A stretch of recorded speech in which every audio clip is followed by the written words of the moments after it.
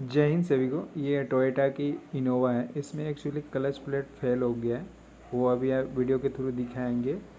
और हम लोग इसको क्लच प्लेट चेंज करने वाले हैं, और चेंज करने का क्या प्रोसीजर होता है सारा इस वीडियो के थ्रू देखेंगे। अभी हम लोग ये गियर शिफ्ट किए, ये क्लच छोड़े, ये कुछ काम नहीं कर रहा है, आगे नहीं बढ़ रहा है।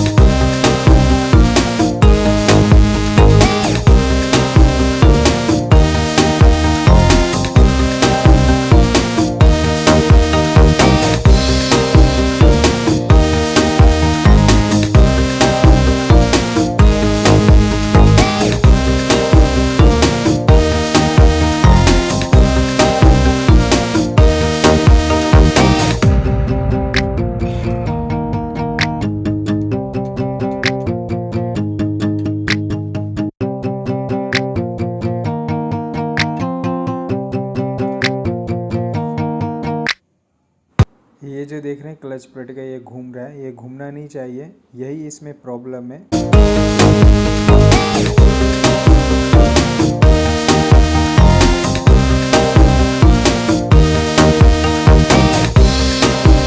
ये क्लच प्लेट और बेरिंग ये मंगा लिए, अभी ये फिट करके लेंगे।